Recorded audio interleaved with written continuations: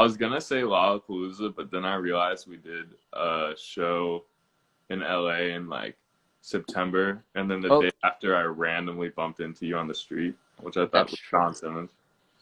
That's And that was true. a year ago almost. Yeah. So good to be speaking with you. Really excited for this project. I've been able to listen to it already.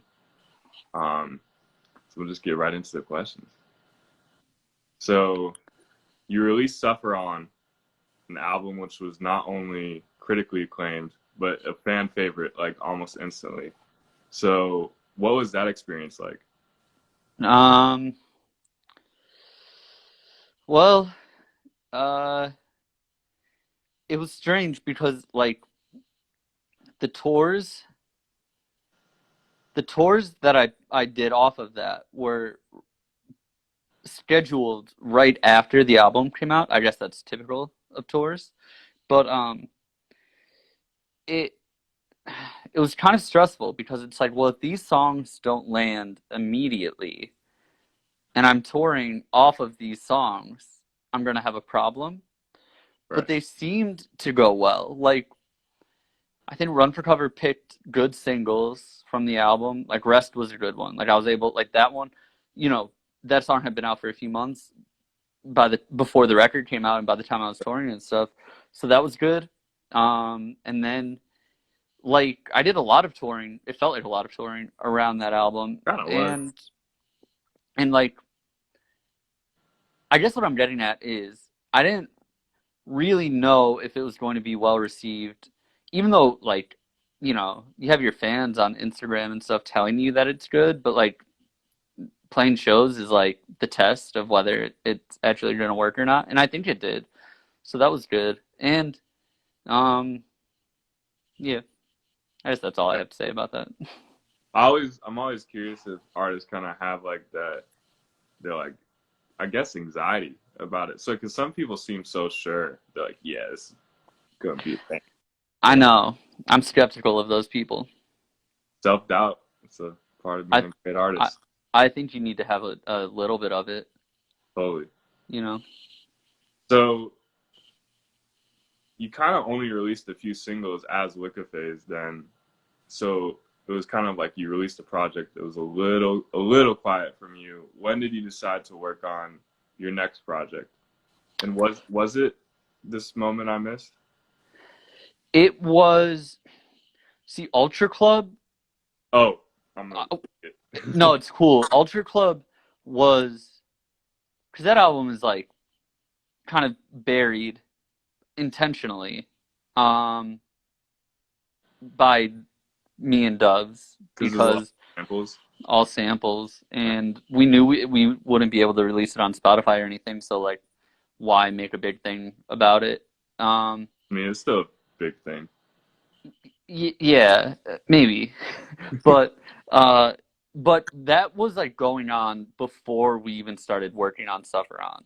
So that was like just whenever I got to go to LA or something, we would work on that. And then when we started working on Suffer On, my trips to LA were Suffer On trips largely, right? And then it wasn't until like all the touring was done and I had some downtime that I was able to revisit that. Um, but it was on like the Suffer On tour that I first heard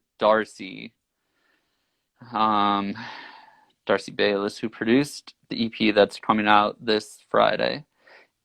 Yo, And the legend. uh, yeah, that was the first time I heard him. I think Fantasy Camp showed me him, and oh, there you go. And I it wasn't like immediate that like I would do something with him, but I was like, well, I definitely want to do a song with him. So we did. We started talking and stuff, and I heard Hardcore, uh, which was like ended up being the first single technically off of This Moment I Missed. And right after that, I was like, we should do more. And I thought it would just be like 5 songs that sounded like hardcore. I think I don't know what I was. Right. I was like, we just need to make 5 of those songs. And Darcy was way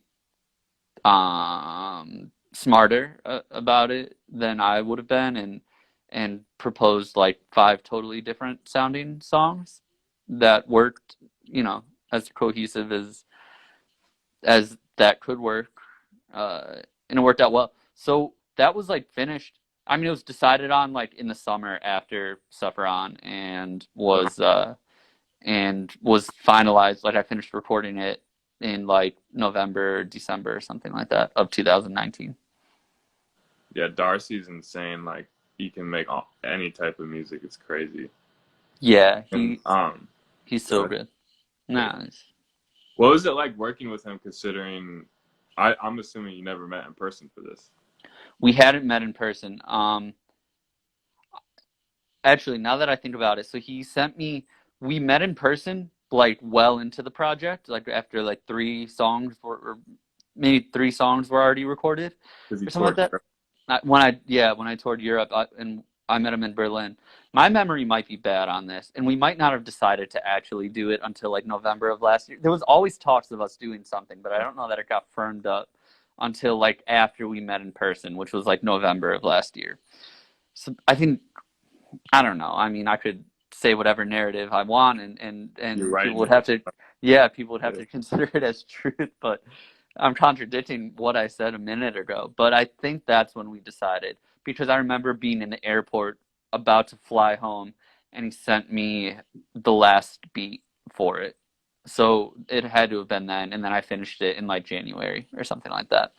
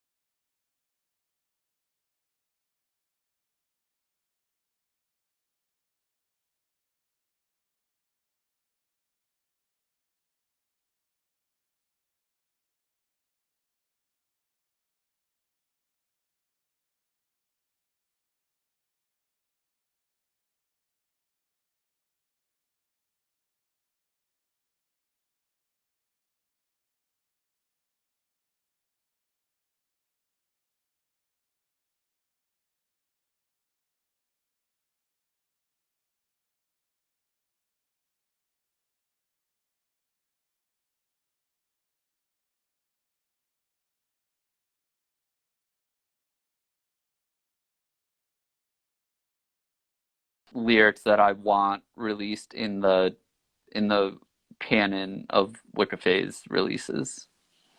Yeah. What made you want to return to? I mean, it seems like you're really just returning to a band format in a lot of different ways with like Pay for Pain as well. Like, you seem to be liking live instrumentals again.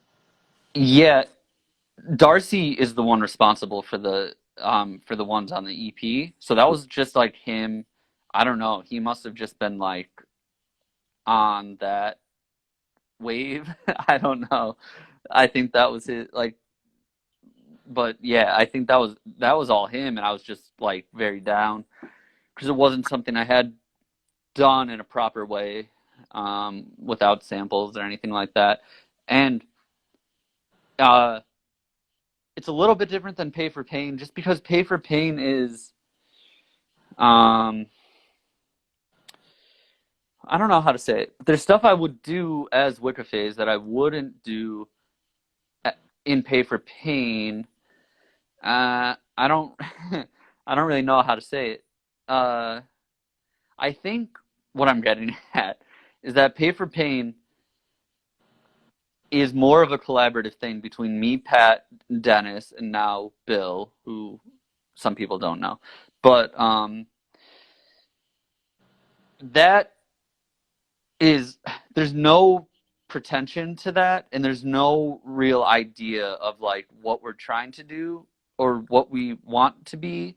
We don't have to be as self-conscious, I think, just because there's more freedom. It's not as big of a thing at this point. Um, and it's more about like, it's not really about success. If there is success there, it's awesome, and we want to be successful. But it's that's more of a project for us to just do whatever, like hang out and make music. It's That an must be excuse for really us to hang fun. out. What was that? That must be like really fun. Like you must love doing that. It is fun. They're like my best friends, like ever. Honestly, it's you know, people might not know them if they're just a Wicker Phase fan. You know, maybe they would know them from Tiger's Shaw, but like they're as close of friends as I have in real life. And that's all that project is really about. So I'm talking in circles. I guess what I'm trying to say is when Darcy sent those instrumentals that are full.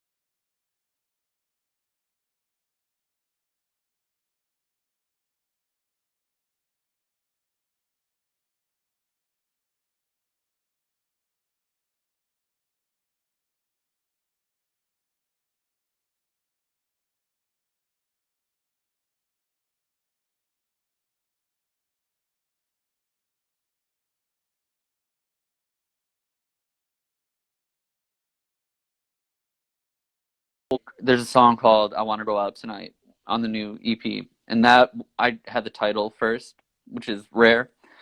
But I was like, I knew what I the subject matter of the song would be because I had a title that I thought was funny or catchy or something like that.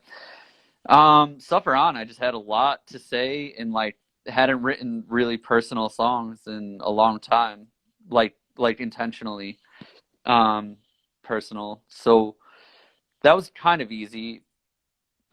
But I didn't really think about the consequence of having to sing those every night Oh, yeah. on uh which was a little bit depressing. I mean, it wasn't so depressing for me, but sometimes it's like, maybe I don't need to play this song tonight because it's a little heavy and not how I was feeling a few months ago. Um, this moment I miss, I was a little bit more conscious about that, and maybe I can sing personal lyrics that are just as personal, but not necessarily as depressing. I don't know if depressing is the word, but it's one of the words you can use. So Yeah, that it was pretty totally. much that. Yeah. That's something I haven't really considered all too much. It's like, yeah, like you gotta go out. If you have one song about something that's like really affected you, you gotta go out every night and sing it to a bunch like of people that's heavy. Yeah, I didn't think about it either. Until you're like, oh shit, first night out. You're like, Yeah, and there's times when I'm intentionally over dramatic, like Suffer On is kind of melodramatic. Uh, Sometimes intentionally, sometimes not. But I try to not do that so much with this moment I miss and everything I'm writing forward. Although there's also, I don't know, there's other stuff. Ultra Club 4K was just all catchphrases and stuff I would have written in 2015 had I thought of it. that's dope. And there's some really beautiful lyrics on this EP, but the one I think maybe stood out to me the most was I was raised by Polish Catholics. No one taught me how to sing, obviously. Yeah. I think that is like because that's very interesting because you I think that's one critique you get a lot is like, oh, this dude doesn't know how to sing. And I I was don't like, know how to sing. That's true. I don't know how to sing. I don't claim to. you really think that?